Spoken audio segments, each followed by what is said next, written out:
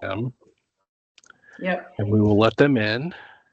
And I believe we are recording. So we will welcome. We got a bunch of folks popping in. Amy, April, Dan, Calandra. I will apologize if I said that wrong. Greg, Jacqueline, James, LC, Leah. We don't allow note takers. Sorry. Leal, Marietta, Michelle, Pete, Mark, Senthil, Theodore, Victor. We got just a huge crowd. So that's great. We got about 20 some folks. Welcome to the Wake Tech Entrepreneurship and Small Business Center webinar today for franchising. My name is Todd Light. I'm going to show you if I can get my slide to pop over. We go over to me. That's me and my folks at the Entrepreneurship and Small Business Center. Dave and Chris are the entrepreneurship side of the house. They manage our launch wake programs, which are half of them are going now, half of them will go in the fall, and they all lead up to the Main Street Entrepreneurs Accelerator, which is a pitch competition that can earn you thousands of dollars. They gave away over $100,000 last year. I am, of course, with the Small Business Center. And sorry, I'm popping back and forth. The Small Business Center Network, if you are not familiar, we're at all the community colleges throughout the 58 community colleges of North Carolina. We do offer our primary services are through these no-cost webinars and seminars. We're trying to get more back in person, but this one was definitely deserving of a webinar today. And our one-on-one counseling. So let me get you back on track here. There's our infographic of all the stuff we do. And thankfully, years ago, they kept saying for whatever reason, we only hit 90% of the counties. I was like, why would you even brag on that? Real quick, so we can get you to what you're actually here for. Let me review real quick. At March, we got a bunch of great things coming up. It's crazy to think we're almost at the end of February. It's a short month, but got a lot of great stuff coming up in March, including our NCDOT partnership. So if you're in contracting, that's great. I've got some live stuff with the Financial Fortitude events with our partners with the Deltas sorority of Wake County. And then we had to move because tomorrow looks like we're going to get snow. We have setting real estate investing goals and cash flow. We've moved it to another month because unfortunately, just like a couple weeks ago when we had snow, we had to move our event. So while I pull up her slides, well, let me have that. And then, the big one, at the end of the month, we've got this food. Is your food business financially feasible with a great presenter at our RTP campus on Tuesday the 25th. So hopefully we don't get snowed out there. So we're online, but you're here today for Eileen, who you can probably see. I'm going to stop sharing my video because nobody wants to see me. And I'm going to stop my share and see if I can find, because I know Eileen was having a little trouble, but she sent me, right? I did. And while she introduces herself, I will pull up her slideshow if I can. Did that make it through to you? Not yet. Hang on. Let's see. That's okay. You could pretty much use the old one. I sent you two of them, so you could send the one I sent you this morning then. Hi, everybody. Sorry, technology not my friend. Franchising is, technology is not. Well, here we go. All right, there I am. Okay, everybody. Well, I want to thank you so much for being here with us today. My name's Eileen Proctor, and I'm a general business counselor with the Raleigh Center of the Small Business and Technology Development Center, also known as the SBTDC, because we are in the age of the acronyms there. And so we got SBTDC. I've been with the SBTDC for about a year now, and I'm glad to be celebrating it with you today. The SBTDC, for those of you who don't know, is an organization that is celebrating its 41st year in providing no-cost confidential counseling services to businesses across North Carolina. And we're very, very proud of what we do, and also our partnership with the Small Business Center Network, especially Wake Tech and Todd Lydon. So I want to thank him for allowing me to be here with you today. I will tell you that the reason that I am giving you this presentation is I'm very passionate about the concept of small business and entrepreneurship, but franchising is a form of that. So I have got 4 decades of a lot of experience in enterprises of all types, startups and large corporations and international entities, and some of my own entrepreneurial endeavors. But I also have got 10 years of experience within the franchise industry, both on the franchisee and the franchisor side. All right. And you're going to find out what those terms mean in just a few moments. But as they say, on with the show. Todd, next slide.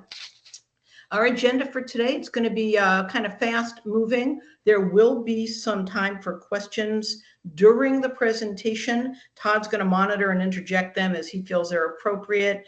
And we'll also have some time at the end of the webinar to address your questions. But again, these are the topics that we're going to be covering today.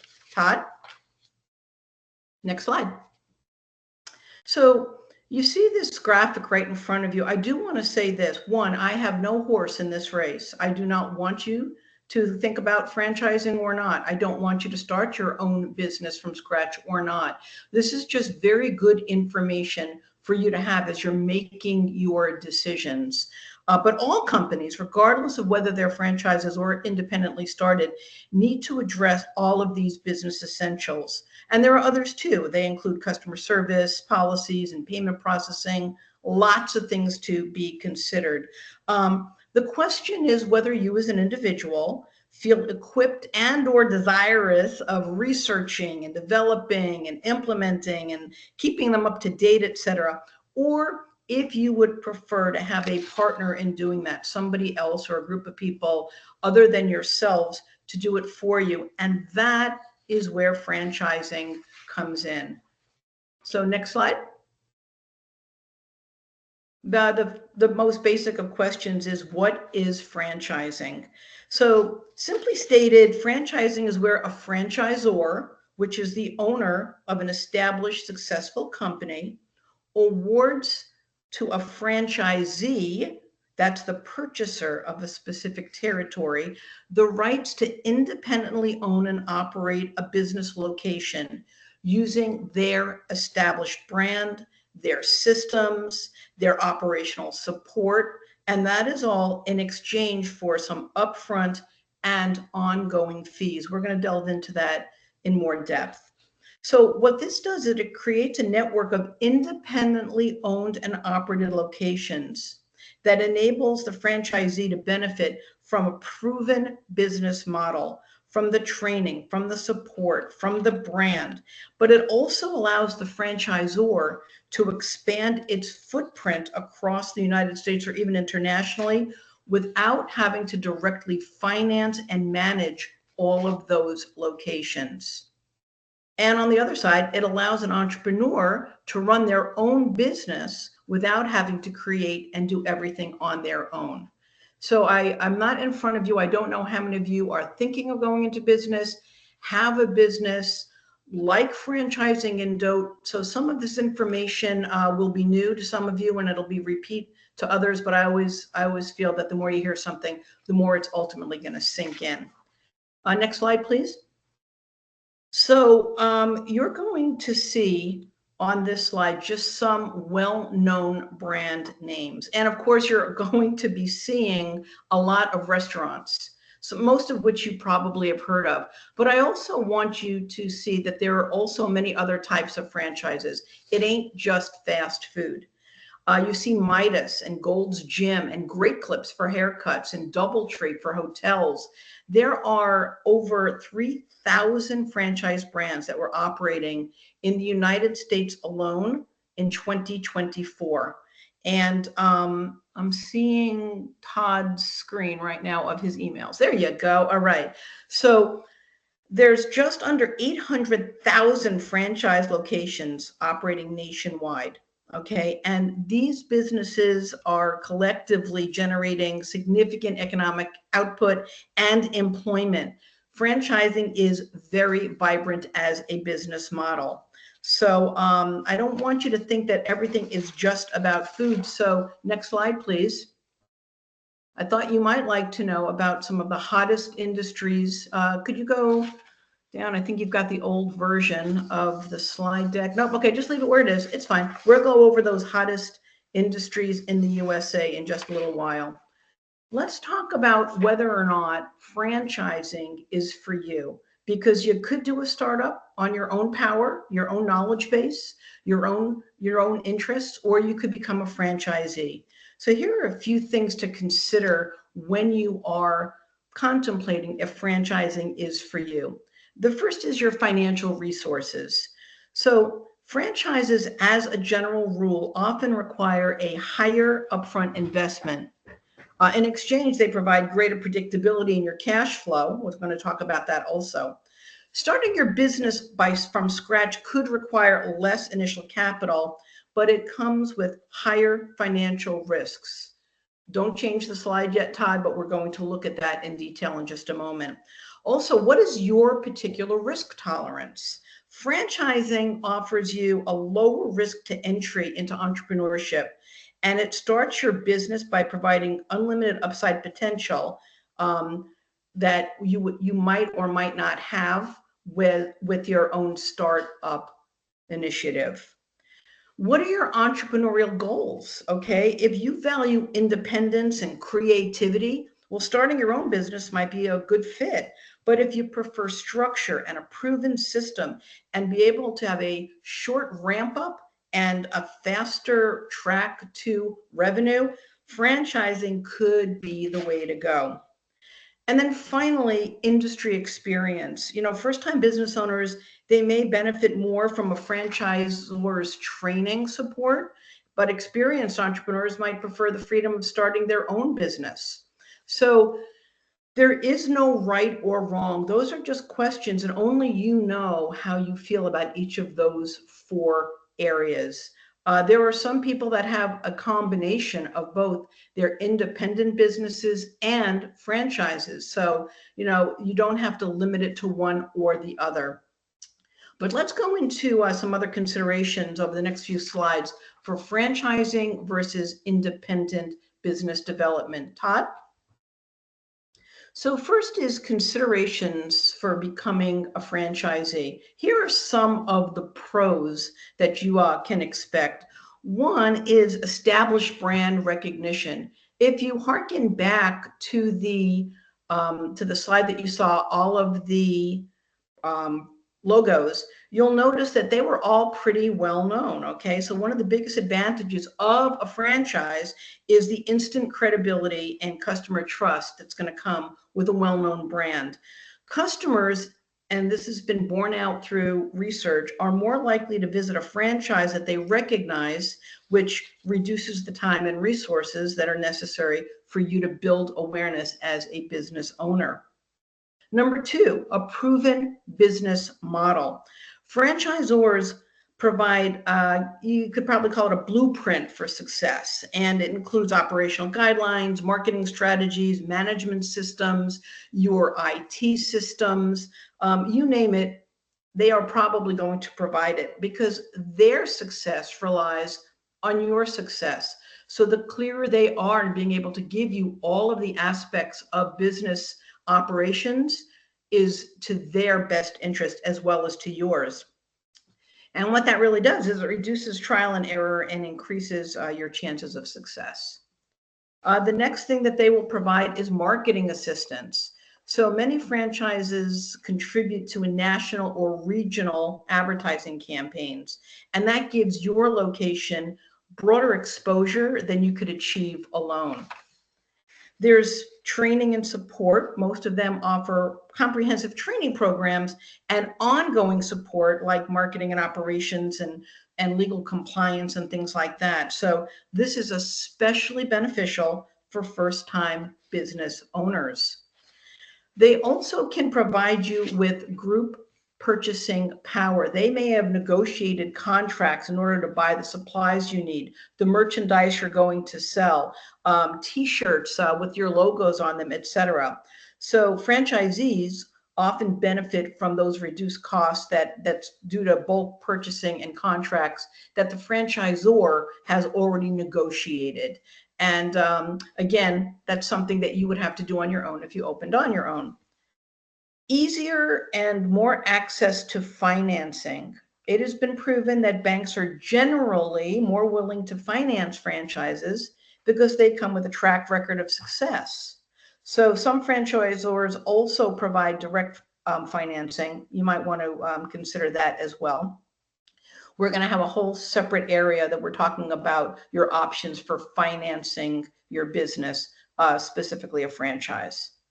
And then I do want to make it a point that franchises are ideal for veterans. And I don't know if we have any of them on the call today, but what people that have served in the military know is how to follow a system, how to take direction, and how to use their initiative accordingly.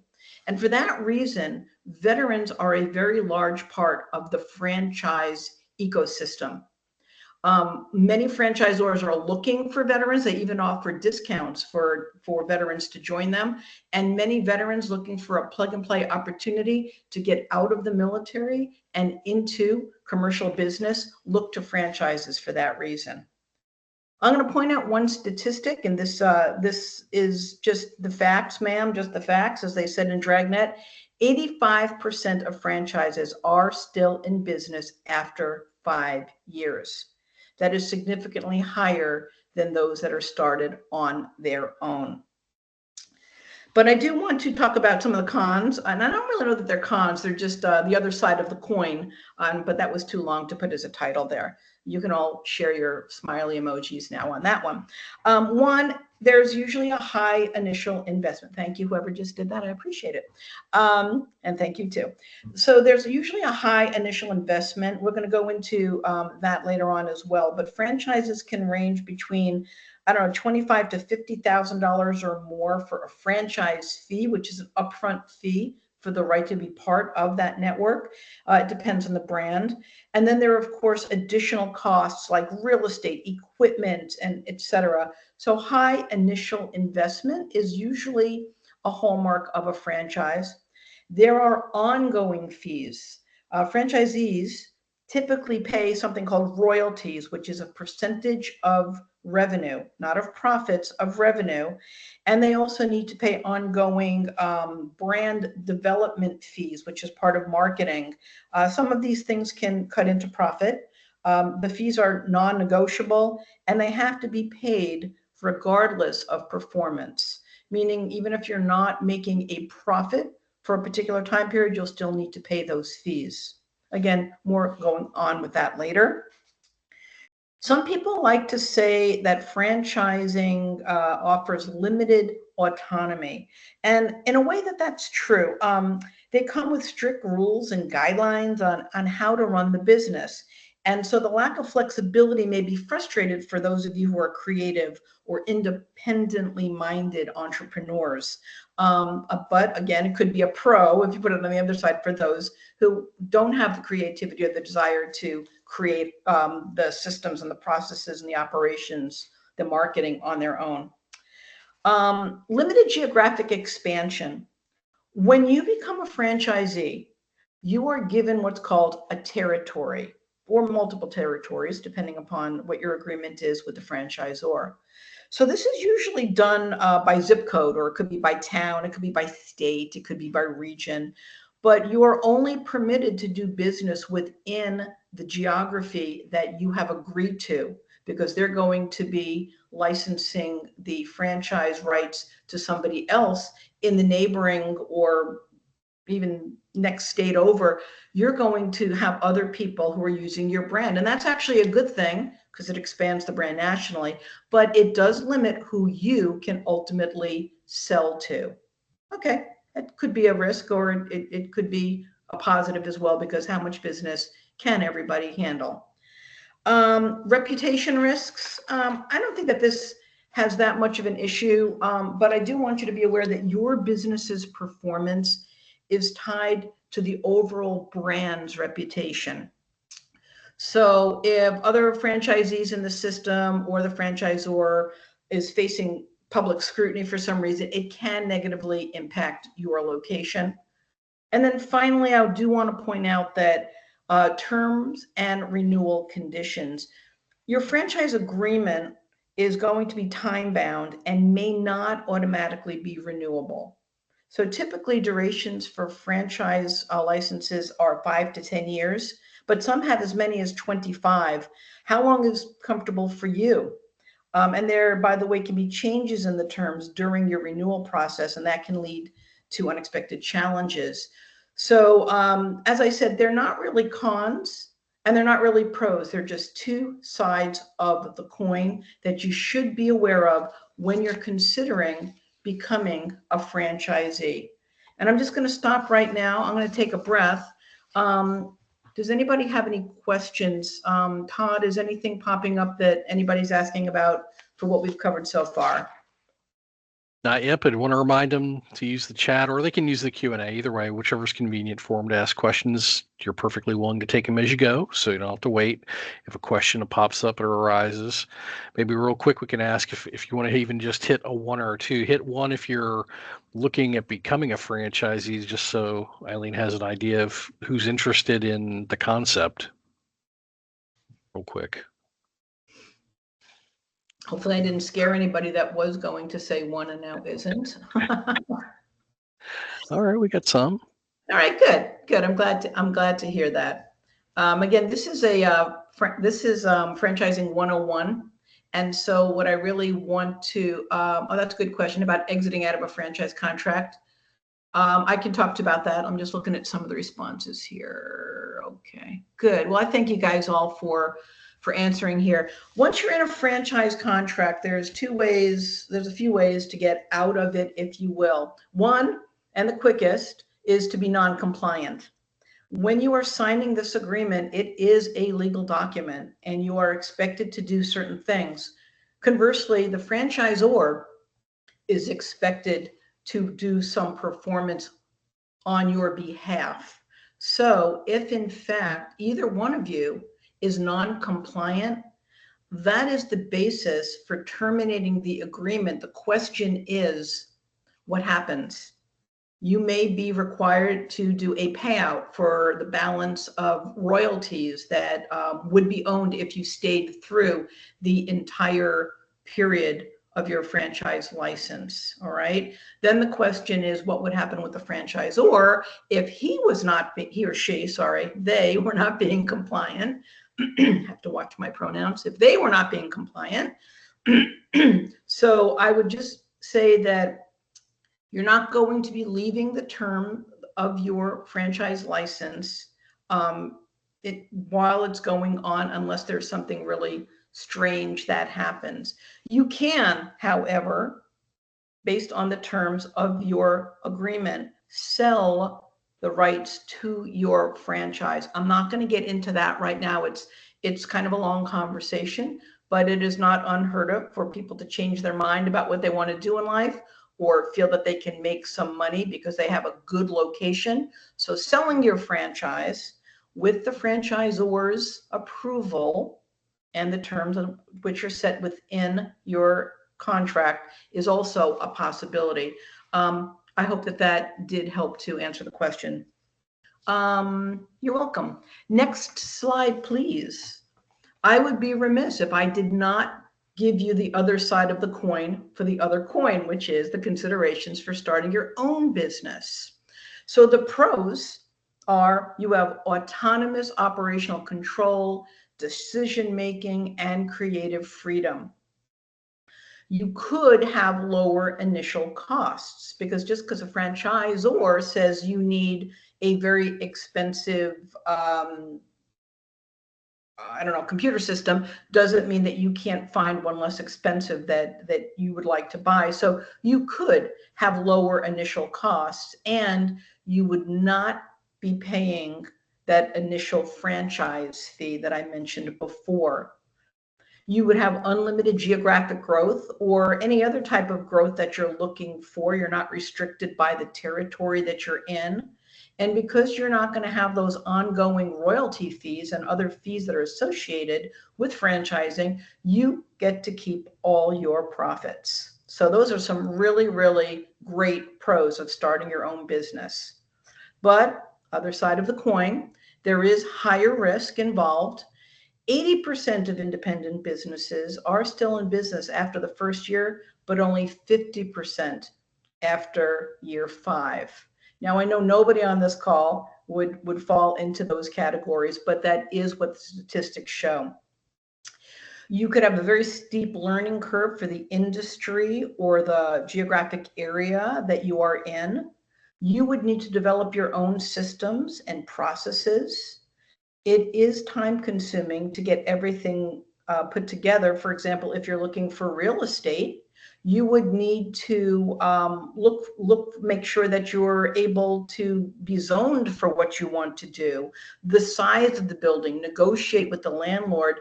These are not things that a franchisor would do, but they would definitely let you know what needed to be done and advise you so that you were able to get through that process of startup much more quickly. You'll have limited support. You won't have experts from any other place telling you what it is you should or shouldn't do, although you would have SBCN or SBTDC to provide counseling. It may be more difficult to obtain financing, and it might be difficult, challenging for you to establish an embraced brand and marketing campaign that is going to bring you revenue. All of these things, as I said, are mights. So just keep these in mind as you're considering the difference between starting a business through franchising or through your own business. There was a question and I didn't get to see it. So Todd, would you please read that question to me? Do you have potential initial investment numbers for some of the more popular franchises? I do not, and they change frequently. What I will tell you is how to get them, and I will tell you that in the future. So if you give me about 7 more slides, I'm going to get to some of that. Okay, next slide, please. So I want to talk to you about the hottest industries in the USA today. And I also want to tell you that I've personally worked within 4 of these industries over the years, over the last 10 years. The hottest industries in the USA in 24 and projected for 25, and different lists will tell you various things. Food and beverage. Now, food, the most popular one, does anybody want to type in what they think the most popular food is right now as it relates to franchising? Just a couple of people want to type it in. You don't get a prize, you just get bragging rights. Okay, somebody says Chick-fil-A. Anybody else? Pizza. Anybody else? Subway. Next. Sandwiches. Good one, Todd. You must be hungry. It's almost lunchtime. I know that. Another Chick-fil-A. Well, the answer is all of the above. All right. It depends where you are regionally. Right? So a barbecue might be more popular in Texas, but it also might be more popular in Florida because they don't have a lot of barbecue. But the number one right now, drum roll, is chicken. Chicken seems to be not necessarily Chick-fil-A, but chicken. And beverages. Right now, smoothies and coffee are very, very hot industries, especially in franchising throughout the country. Fast food restaurants, always. They are amongst the most difficult to operate and the most expensive to start up. Child care, okay, those are like daycare centers and things like that. Child fitness, that's sports and things for people to do. It could be soccer, it could be swimming. Senior care, pet care. Yes, you're talking to the woman who pioneered doggy daycare in Phoenix, Arizona back in the year 2000. Pet industry is huge. More and more now, mental health and autism services, home improvement, home repair services, and personal services like beauty, health, and fitness. Doesn't mean this is an exhaustive list, my friends. Just means that these are super hot industries in our country, many of them also internationally. Now, I thought you'd like these statistics because it's very encouraging for you because you're right here in North Carolina. The Southeast has 30% of all U.S. franchise businesses, and that brings in $268 billion in franchise revenue and over 2.5 million employees.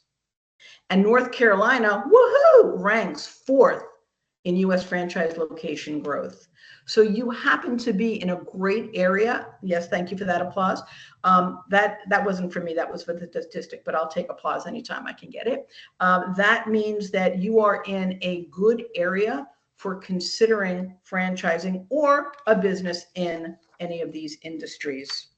Next slide, please. All right, so I want to talk to you about finding the right franchise for you. If in fact you're still thinking based on what I've talked about, the ups and downs, the ins, the outs, the backs and forths, the black and whites of franchising, how do you find the right franchise for you, each one of you here? So here are a few things that you may want to consider when you're doing that. Number one, you should assess your skills, your interests, your goals, and your passions. Consider the industries where your skills and experience and passions are going to align with business opportunities. Define your financial, your professional, and your lifestyle objectives. For example, what are your income expectations? What about work-life balance, personal satisfaction, things like that?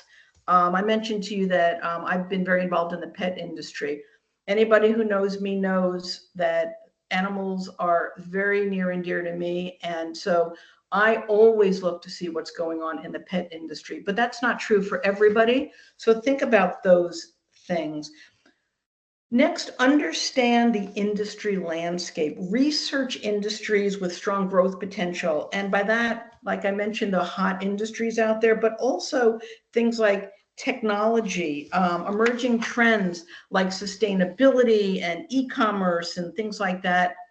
If you just read the newspaper or look at your feeds every day, you're seeing what's necessary, what's interesting, what's being embraced by society. So understand what's going on in the landscape of the country or your local geographic area. Then you want to analyze your financial requirements. Take some time to calculate your total budget, regardless of whether it's a franchise or a startup from scratch, okay? You're going to have to take a look and see, what is this going to cost? How much savings do you have? What is your reach to be able to have other forms of financing? What's your credit score? All of these things are really, really important.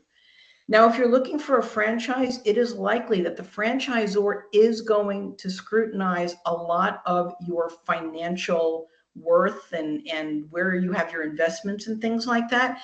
That is not to try to throw you out. It's try to make sure that you are making a wise decision joining their franchise. I repeat, a good franchisor wants you to succeed for you, because they also want to succeed by having you succeed. Makes them more desirable as a growing brand. You're going to want to take a look, remember that work-life balance I mentioned, at whether you want to be owner-operated, meaning you want a hands-on, you want to be involved in the business every single day, versus a semi-absentee model where you're more of the manager and you're managing the managers and the managers taking care of day-to-day business, right? So do you want to be semi-absentee so you can pursue other businesses, other interests, spend time with your family, vacation? There are different franchises for semi-absentee individuals.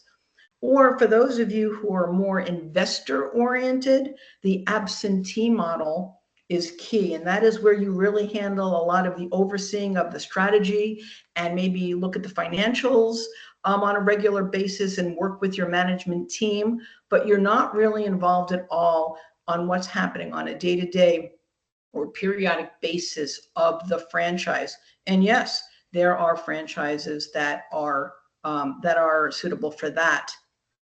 What's your location type? I mean, in this day and age, a lot of people love home-based businesses. Are there franchises that are home-based? Yes, there are. There are brick and mortar. They're home-based. They're online. So you want to determine what is the best location type for you in what you want to achieve and the rest of your life. And then this is a very important one, and I don't think enough people look at it, but it's alignment with your values and ethics. For example, if you're a vegetarian, are you going to buy a chicken restaurant? I don't know, but I would question it. There are faith-based businesses, those that are very proud of the fact that they are faith-centered. If that's important to you, you can find businesses like that. So there was a big whoop-de-doo with a franchise, a sandwich franchise or two, because the owner was found hunting animals, and so all the PETA members out there, PETA, People for the Ethical Treatment of Animals, started campaigns against them. What is your values and ethics? Does it align with what the franchise and the owners of the franchises are involved with? These are just ways of you being able to make sure that the franchise that you're looking at is in fact appropriate for you in your life. Next slide, please. So the question is, as I mentioned, there are thousands of franchise opportunities for you to consider, and you want to be able to find out where they are and how to find them, etc. So you're going to need to expose yourself to as many as possible, and you can do that in a number of ways, and this is just a partial list. First of all, you can go online, and there are actually directories that you can find. FranchiseGator, Franchise Direct, those are examples of them, all right? And you can search based on what is the total investment, what is the industry that they're in, how many franchise locations do they have, lots of parameters. Yes, Mrs. Sawyer, we are going to be sending out the recording and the slides on this. Another way is to attach yourself with a franchise broker. And that is one of the best pieces of advice that I can possibly give you. These are individuals who charge you absolutely nothing to help you determine what the best franchise is for you. They will give you assessments. They will ask you questions, things you haven't thought about. They know the franchises out there, and they are going to make sure that you're moving in a direction, maybe not the direction you thought you'd go to, but in the right direction. Now, I've only listed a few, and I apologize if I left out the one that somebody was looking for, but FranNet, which by the way is a franchise in and of itself. People actually buy the FranNet franchise for their area. So it's a franchise selling franchises. FranChoice, IFPG, the Franchise Consulting Company. There are so many of them. If you want, you can contact me and I can discuss that with you. But these are people who, again, they don't charge you anything. They get paid if and when a deal is consummated, and they get paid by the franchisor. There is no reason not to work with a franchise broker. If there's any franchise brokers that are listening in, I think you will agree with me that it is one of the best tools that you can possibly have. Every year, Entrepreneur Magazine puts out a special edition called the Franchise 500. You can also find it online, but I think that's the one that is for this year. And in that, it lists, they've gone through a process of filtering the best 500 franchises and how many units they have, how much does it cost to get involved with them, what is their industry, all sorts of information. That's a great way of being able to browse through and find industries you never thought existed.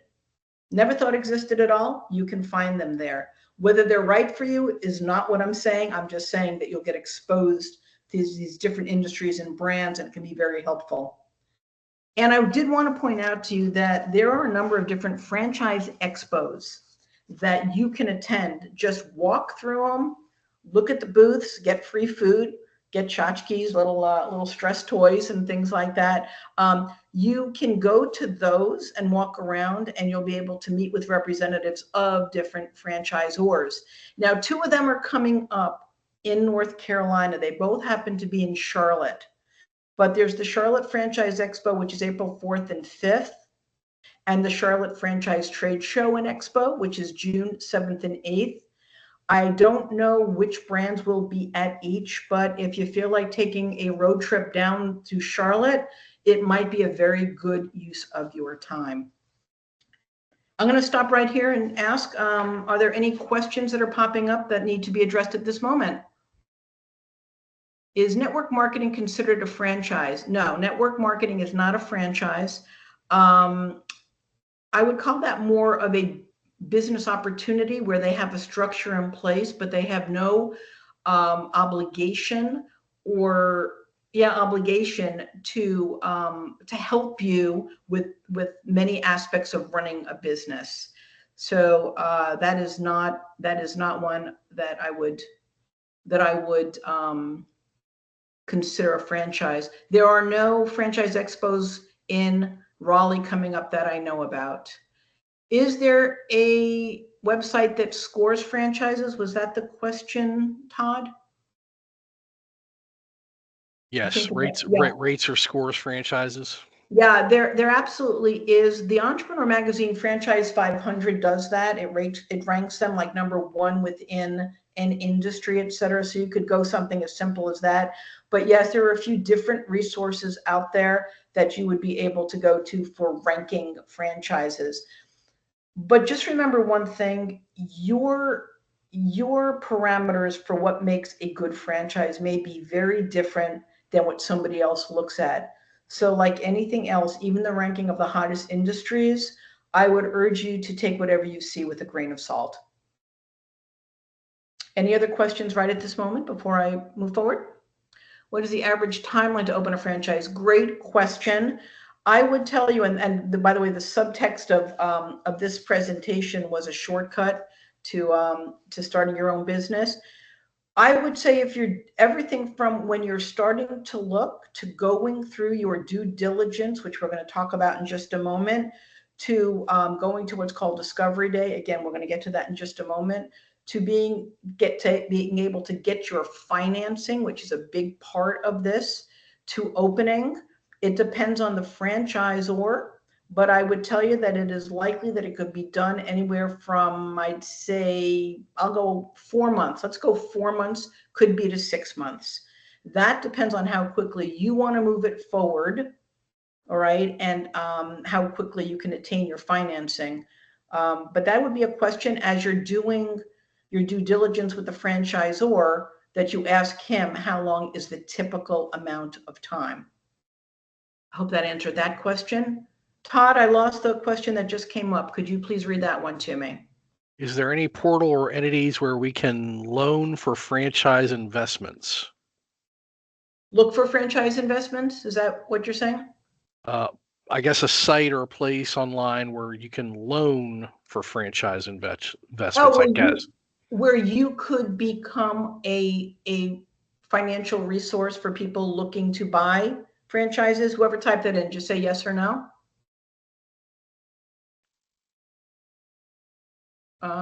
Okay, so I'm not quite sure if it is what I said. I don't know of any at this point. So I would say source funds.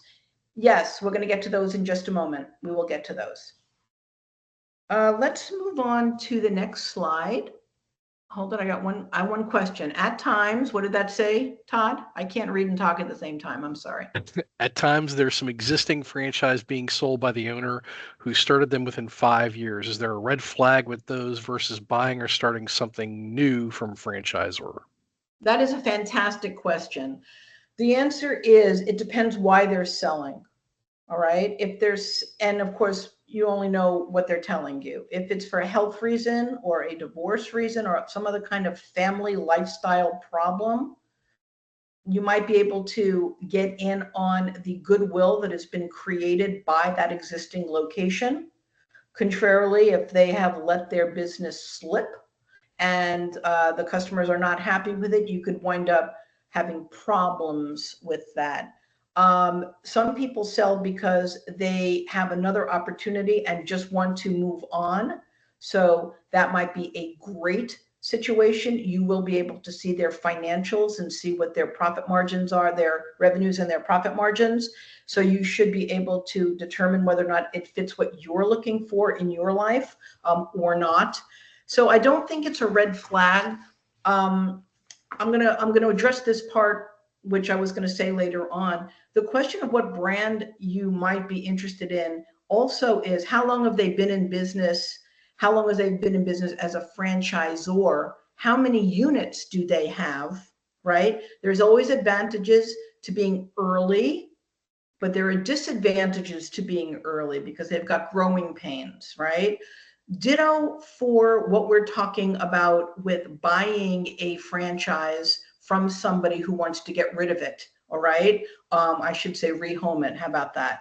So I think that it all involves looking at the specific situation, checking the Yelp reviews, talking with the other franchisees to find out, is there something that is systemically wrong with the franchise that this person or a number of people are trying to rehome their franchise location or territory.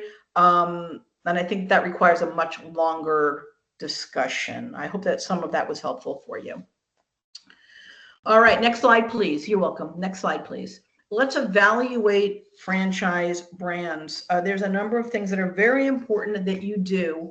Let's just say you you went to a franchise expo and you find 5 different things, opportunities that you like. I still might recommend that you work with a franchise broker, okay, to help them narrow it down for you because they know a lot of the inside information. But once you've narrowed it down, here are some things that you really need to do. One, you need to review the document called the Franchise Disclosure Document, also known as the FDD. That is the nuts and bolts of the opportunity that's being presented by the franchisor to prospective franchisees. It's a thick document. It's like, I don't know if you can see my fingers, but it's like thick document. I used to tell people when I was in franchise development, franchise sales, put it on your nightstand, and if you ever have insomnia one night, just pick it up and start thumbing through it, and you'll be asleep by page 4. No, but seriously, it's really, really important that you read through it because it's all the if, ands, or buts of what you are expected to do as a franchisee, should they accept you and award territory to you, and what the franchisor is responsible for doing, what their responsibilities are to support you along the way. It includes things like, is there any type of legal problems that the company has had? That's important. Who are the people that are the COOs, the CEOs, who's on their board of directors, perhaps? Very importantly, 3 areas. One is your initial investment, which is important. We'll get to that in just a moment. But how much is it really going to cost, and how is it broken out for you? Number 2 is additional fees or ongoing fees like the royalties or the brand development fund that you're going to encounter along the way. And one huge one is what's called item 19, which is an earnings claims that is made not by the franchisor, but by the franchisees in the system. Every year, they are asked to give certain numbers, and then they're compiled into the FDD for prospective franchisees to take a look at. And you will see how they are doing from a revenue perspective, possibly a profitability perspective, etc. That's very, very important information for you. Again, none of it is right or wrong. And the longer a brand is in operation, the more people will be contributing to this. So you'll have a much more well-rounded charts and figures, but that is a super important area for you to take a look at to see if it meets your investment goals. I will tell you that most franchise disclosure documents are identical in terms of the paragraphs that, they're called the articles, et cetera, that are in them, but not every franchise disclosure document has that all important item 19. Okay, item 19 is not required for anybody to put in. I tend to think askance at anybody that doesn't put an item 19 in because it makes me wonder why aren't they giving us information, but it is common for new brands in the industry, new ones that don't have a large enough franchisee base to be able to get meaningful information. But review the information, pay specific attention to item 6, which is the fees, item 7, which is the initial investment, and item 19, which is the financial performance. Number 2, assess the support and training that you're going to receive. Ensure that the franchisor is going to offer really robust onboarding and ongoing assistance. You want to see how many territories have been awarded and how many do they plan to award. Are they going to be growing too fast? Are they kind of stagnant? Usually they consider a franchise brand to be a startup brand if it has under 100 awarded units. Anything over 100 is pretty much considered to be a mature brand. So you want to know, what are the plans, and do they have the infrastructure in place to be able to support their growth as they add more and more franchisees? Also, really super important is the desired territory that you have available. Is North Carolina available? Is Cary and Apex and Holly Springs available if that's what you want? Or will you need to move further north or further south? Or is nothing available in North Carolina? Don't fall in love with the brand until you know whether or not you can actually have it. And if a territory is not available, you can ask if there are any resales available, and they may be able to help you with that, a franchisor. It is essential that you speak with the existing franchisees and former franchisees. In the FDD, you are going to have a list of people that have left the franchise system. They should have their names and their contact info. Check it out and find out why they're no longer there. Could be a very, very simple explanation, and could be something that's a little bit more complicated. So find out, are they giving the training they said they would? Are they doing the branding that they say that they're going to do? Do they have the appropriate number and caliber of internal staff to provide the support? All right. So you want to take a look at that. You want to do something that is called Discovery Day. This is after you've done a lot of what I just mentioned. There are many other steps, but these are the keys. Discovery Day is where you go and visit the corporate headquarters of the franchisor. You meet with the key individuals, you tour their premises, and you start to see whether or not you really are connecting as somebody who should be a part of their franchise network. Now, these days, a lot of those discovery days, to save time and money, are done online. And there's no problem with that at all. I think that you'll have enough phone calls with them and enough Zoom meetings with them. But this Discovery Day is where they've got their marketing person giving you presentations on what they're doing and why they're doing it, and their IT people, and any other their operations people and their training people. They're going to talk with you so you can really get the feels, not just the words, but the feels. That's very, very helpful. And then I really want to punctuate this. When you're doing a lot of this, please work with franchise savvy advisors, not just any attorney to review those documents with you, but a franchise attorney. Accountants who understand the way that the P&Ls and the balance sheets and the cash flow statements for franchises work. Franchise brokers that I was mentioning before, okay? These people know exactly what's happening in the franchise industry, not just business in general. So they can really help you understand all of these specific aspects of franchising. So I just want to say this, as with any life decision, take your time, even though you can get this done in 4 months, okay? Don't rush the decision. Conduct your research, weigh the pros and cons, and assess all the aspects before you commit to anything and anyone.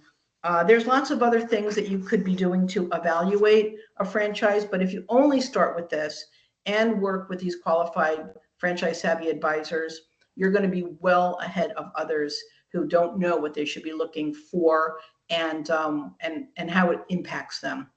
I'm going to stop for a moment and ask, any questions pop up that I missed? Todd? We've got one waiting for you. What is the process to get a loan for the franchise with no income coming in? Are there sources that provide loans to acquire a franchise? Great question. I think I'm 2 slides away from that. So hang in there, whoever wrote that one. You were reading my mind. What else? Is there anything else that I missed? Not yet. Okay, I want to do a little dump here. I talk fast. I give a lot of information.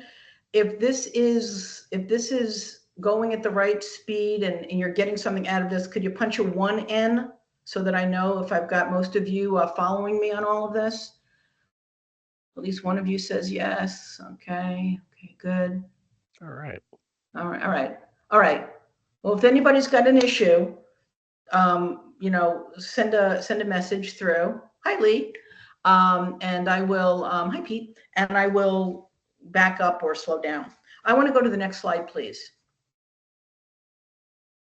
So I want you to remember I mentioned to you that there could be some high financial considerations that you need to know about with franchising. Doesn't mean it's not worth it. It just means that they're there. So the first is that a typical franchise fee, that gives you the right to use the brand, the systems and processes, all right, all the things that you're paying to be part of this network.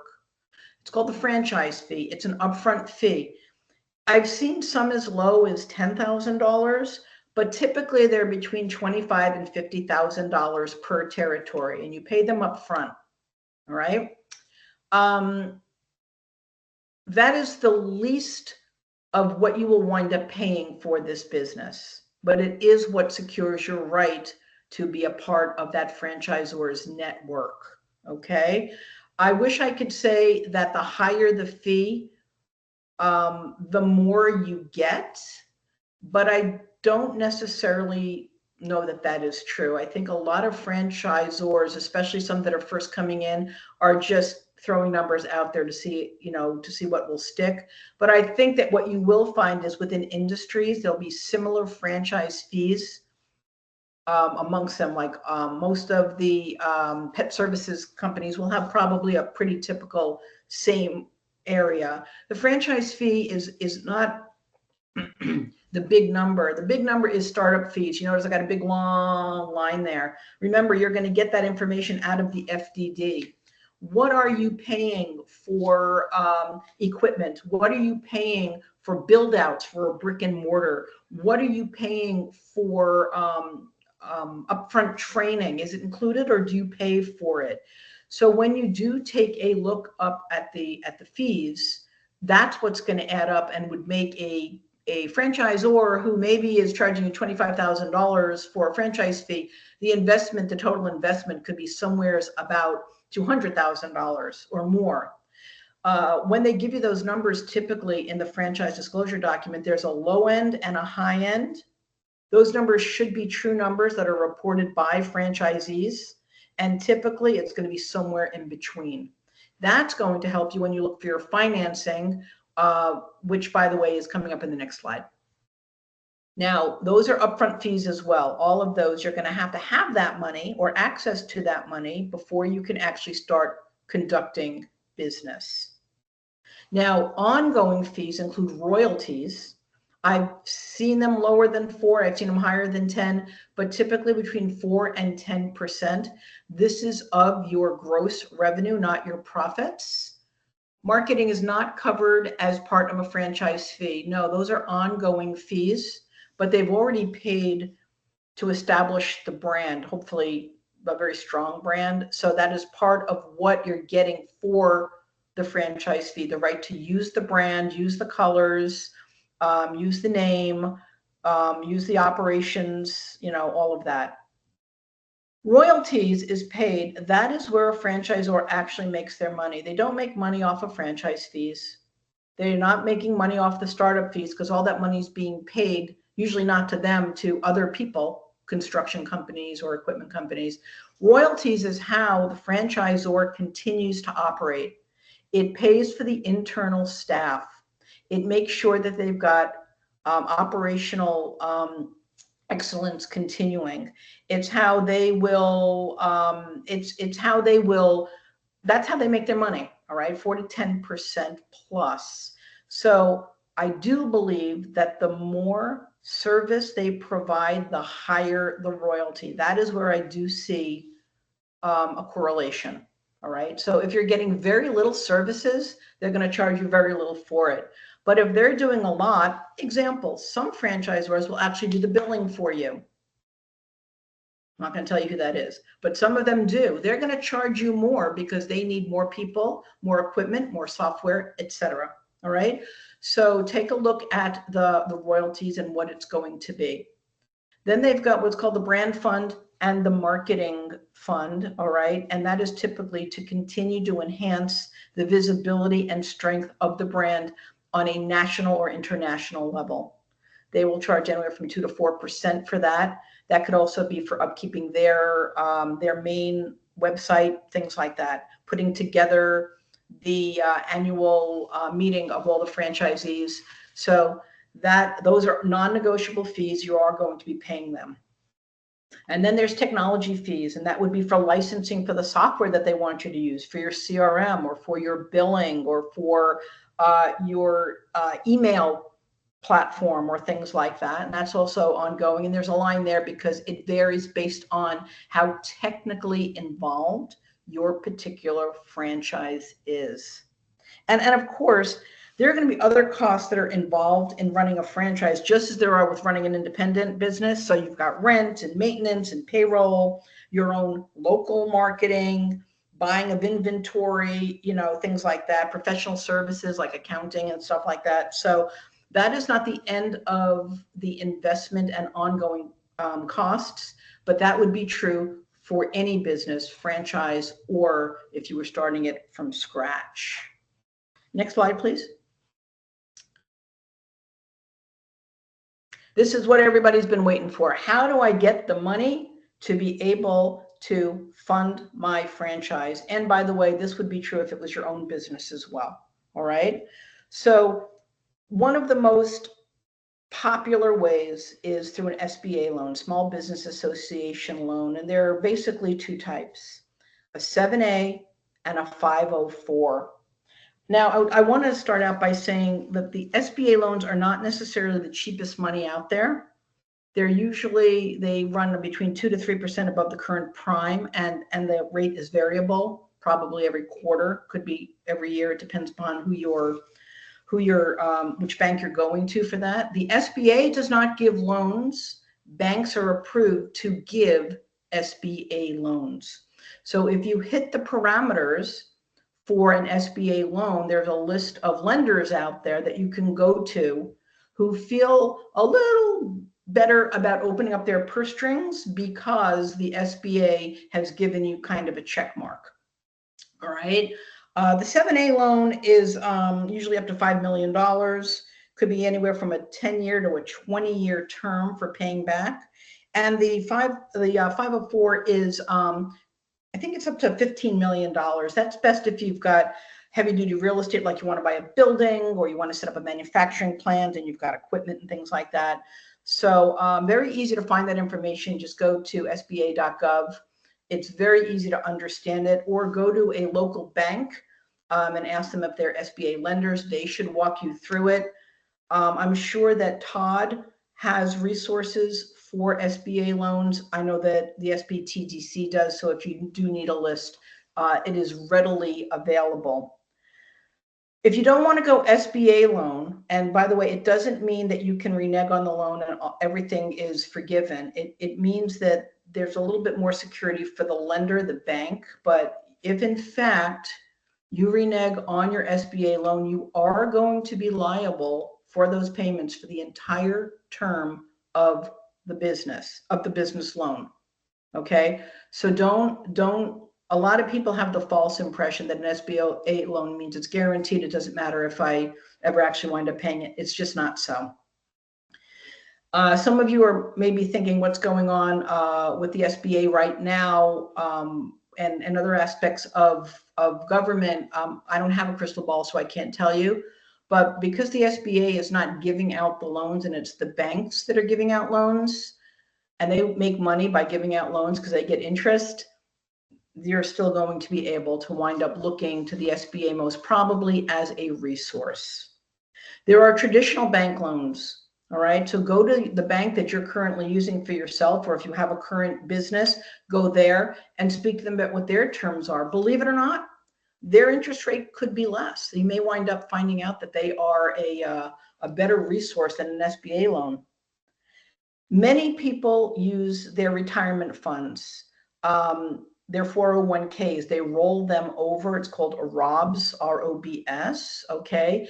And you can do that, and there will, unless they've changed the laws, there is no penalty for you changing where you're investing your money. Instead of investing in the stock market or stocks and bonds, you're investing it in a business. So you may want to look into a 401k rollover if you do have access to that. Ditto for your IRAs and other types of retirement accounts. HELOCs, home equity line of credit, is also very popular. This is where you can get a percentage of the equity of your home to be able to use. It could be for home repairs, it could be to go on a vacation, or it could be to invest in a business. Those rates are usually not cheap, but they are available. Personal savings, credit cards, or as we like to say, the First National Bank of Visa, MasterCard, and American Express.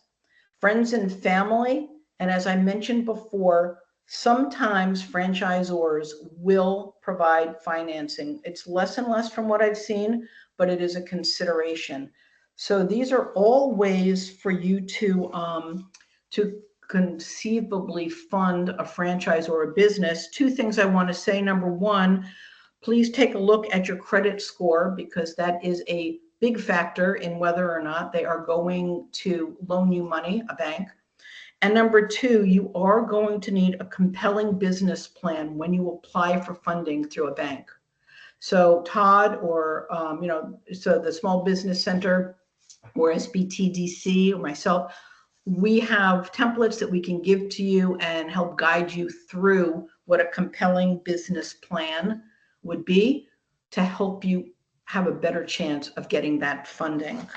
That I know is a big topic, so I'm going to stop and ask, does anybody have any questions that I might be able to answer on funding? No? Okay, well, there you go. Next slide, please. This is a little bonus. So see this book here? It is called The E-Myth Revisited. That's the cover of the book. Has anybody read this book? Type in one if you've read it. Type in one. Okay, looks like people need to go to Amazon. You can get a printed book. Todd's read it. Way to go, Todd. You and me, sir. This is an amazing book. It is written by a guy named Michael Gerber. It is necessary reading. Wait 1 second. Could you repeat that question, Todd? I'm so sorry. The question was, the credit score sufficient enough for a loan, or do we need to have any other proven business credit? It's going to be a combination of the two. And they'll have some kind of a weighing system as to what that is. But for sourcing a loan, yeah. And some banks will want a 580 and some will want a 620. And, it depends on the bank and how much they really want to give loans, right? Like anything else, it's all about, do they really want to give these type of loans? So if you're thinking of starting a business, franchise or otherwise, I would start taking a look at your credit score now. It won't hurt to get it cleaned up. And there's a lot of ways to be able to do that. Again, SBTDC or SBCN is going to be able to help you with some advice on that. Anyway, going back to the E-Myth Revisited. This is an amazing book. It is a super easy book. It is, let's see, it's maybe 100 and, hang on, it's 268 pages, but it's double spaced. This book will tell you a lot about what it's like to have your own business, but also things that you need to consider as you create it or build it. It is written as an allegory, meaning a story, and it's the story of a woman who loves to bake. She just loves to bake. And she's very good at baking. And she goes through her whole life baking because she remembers those wonderful moments in her life when her grandma used to bake fruit pies with her. And she remembers the smells in the kitchen, and she remembers the feel of her grandma's hand as she helped her roll out the dough. And she just remembers every positive aspect of what baking pies was about. So she grew up, and in homage to her grandmother and her own emotional spirit, she decided to become a baker. And her pies were so good that everybody she knew said, you shouldn't work for someone, you should own your own business. You should have a business. Why should you be making money for someone else? I'm sure a lot of you are probably like looking into the screen and shaking your head. I can't see you, but I'm sure that that's true, because we all know something that we love to do or love to be involved with that sounds like it would be great for a business, right? Okay. The problem is that she does start a business, and that is when her ability to enjoy baking went down the tubes. Okay. Because she no longer could bake pies all day. She needed to handle accounting and HR and customer service and ordering, all the things that go into a business. Now, please don't get me wrong. I'm all about entrepreneurship. I've owned my share of businesses, and I highly recommend it for the right people. But he described something called the entrepreneurial seizure. And it's the moment you decide it would be a great idea to start your own business. Everybody that's ever had that entrepreneurial seizure, hit a one. Come on, don't be shy. I don't know who you are. Just hit that one if you've ever had that entrepreneurial seizure, right? I think we do it every day, and especially in this day and age where we're looking for fulfillment and more money and all these different things, right? So he goes on to show that there is an entrepreneurial myth. The myth is that most people who start small businesses are entrepreneurs. It's not true. An entrepreneur is a state of mind, a state of being, all right? It doesn't mean you own a business. A business owner means you own a business, right? So one, please take it out of your head. Just because you want to own a business doesn't mean you're an entrepreneur. That's the risk factors that we're talking about, all right? That we talked about before. And then another myth is that individuals who understand the technical aspects of work, let's say baking pies, can successfully run a business that does that particular technical work. I got a business now that has to bake and sell pies. All right. That's not necessarily so. You see, all of us have three people within us, those of us that want businesses. One is the entrepreneur. That's the person who has a vision for the future. They want control. It's about 10% of the people out there is an entrepreneur. There's not anything right or wrong about it. It just is. Then there's the manager. They create systems and processes utilizing past performance. They seek order in their lives. That's about 20% of business owners. And then the largest group at 70% are the technicians. They live in the present and they crave activity, doing what it is they know how to do. The key, it says in this book, is to figure out which one are you mostly and how does that fit into your business. Most entrepreneurs, they don't like franchising very much because it limits their individual control. All right. Most managers who create the systems and the processes, they won't need to do that in a franchise. It's already there for you. And you'll have to follow those systems. But if you are largely technician, you love doing what you do, you know you're good at it. The key is to find the entrepreneur and the manager, or at least that counseling, to help you create a business that will allow you to be who you really are, not who you think you need to be. Can I get a hallelujah and an amen on that? Because I think that that is key. And for that reason, thank you, Pete. For that reason, technicians and military veterans are prime for franchises because it provides them with that entrepreneurial layer and that management layer, but allows them to be involved in their business. Again, I say, none of this is right or wrong, but it is what it is. I'm urging you all, please, once you get off this call, please go and find a copy of the E-Myth, revisit it, read it, and I hope you'll thank me for it. It's an easy read. The key takeaway from the book is pretend that the business you own or want to own is the prototype or will be the prototype for 5,000 more just like it. And what did I just say? Franchising. He urges you, if you're starting a business from scratch, to treat it as a franchise with systems and processes and the right people in the right places in order to be able to duplicate it if you want to, okay? But it will always be able to work whether you are there or not there. So if you listen to nothing else that I said today, then I hope that this slide resonated for you. Next slide. We're almost done, and then we'll have some Q&A, okay? So in conclusion, you know, deciding between buying a franchise and starting your own business, it really is a really deeply personal choice, and it depends on your goals, your resources, your personality. Franchising does offer a structured path with an established support system, reduced risk, and it is ideal for those who are seeking a guided approach to business ownership.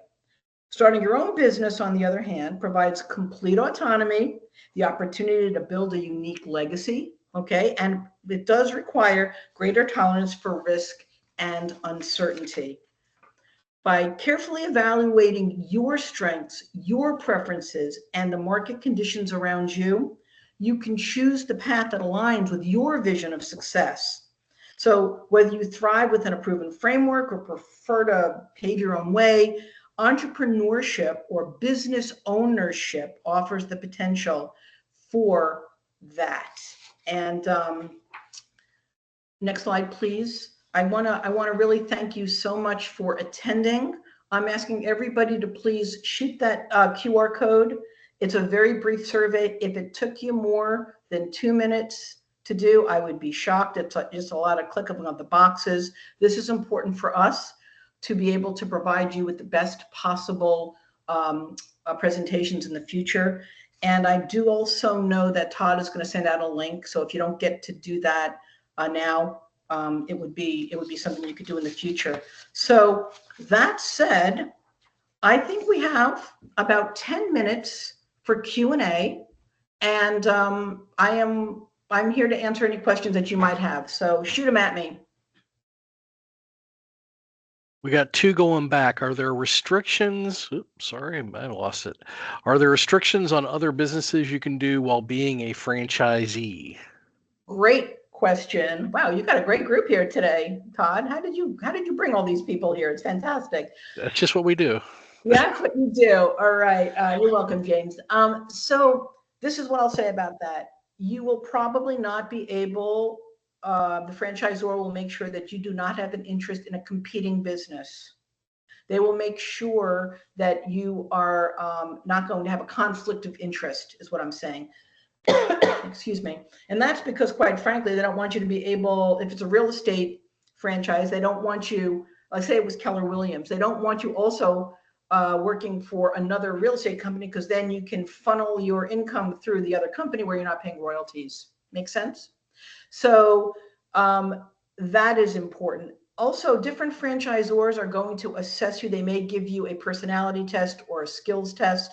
They're going to see whether or not your background is suitable for their franchise, and based on whether the model is owner operated, semi-absentee, or absentee, they may say they don't feel that you have the right amount of time or skills to be able to run their franchise. Don't take it personally. You're dodging a bullet. If the franchisor does not want you to be their franchisee, that's just the way it is. Go on to the next one. There will be another one for you. So I think that that's basically what I would tell you about that. I hope that answered the question. Next. If in a while I understand that the franchise is not what I was looking for, but the market is what I want, so I want to leave a franchise, what are the options? Yeah, we discussed that a little bit before. You could try to sell. All right. You can speak to the franchisor. They may have somebody else who is in line who wants your territory but can't have it because you own it. So they may be able to negotiate some kind of a brokerage so that you can walk away from it. I think a lot of it really does depend on how long you have been within the licensing period. If you're toward the very end, there may be a small buyout that you could have. If you're at the very beginning, again, you'd have to do something pretty heinous in order to be able to have them say that they don't want you there. So you are somewhat limited in what you can actually do to get out of it. Mark asks, what advice would you give someone who is a regular 9-to-5 worker but wants to get into franchising? Great. So there's a few different things. The first is, I don't know what you do for a living, and it kind of isn't germane to this, but you're a 9-to-5 worker. You might want one of the franchises that is home-based, that is able to be run in non-specific hours. And so what do I mean by that? There are travel franchises where you can actually have a franchise and they give you all the software and all the connections and things like that. They've negotiated deals with properties or airlines, and you could do that work at night. You could do it during your lunch hour. You could do it on your days off. You could do it on the weekend. So the most important thing that you need to take a look at is, can you do that part-time and still achieve the financial benefits that you are looking for? Because you may be able to do it, but you may wind up either being distracted from your full-time work or from the franchise, and that would mean that you have, you're kind of short shrifting yourself. So look for the franchises that are pretty much not brick and mortar, etc. The only way that I would tell you that you could do brick and mortar is if you were in the absentee owner realm, which is usually for a more experienced business owner, because they will be able to do their work at night, on the weekends, during their business hours, etc., like that. So there are ways to be able to do that. Going back to the concept of a franchise broker, if you do get a franchise broker, and again, I'm very happy to send you a list of potentialities for that, you could tell them that you have a 9-to-5 job. You could tell them that you want a franchise. Tell them what your expectations are for what that means to you in terms of what you do, when you do it, how much you earn. They can tell you which franchises might work for you.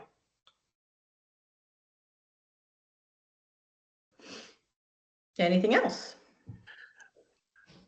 Those are the questions, but you got a lot of Elsie says they would appreciate the recommended franchise brokers. Okay.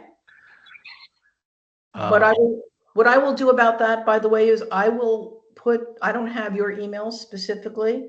So what I'm going to do for that is put a list together and send it to Todd. It may not be in time for sending out the recording and the slide deck for this presentation, but Todd, would you be able to get this?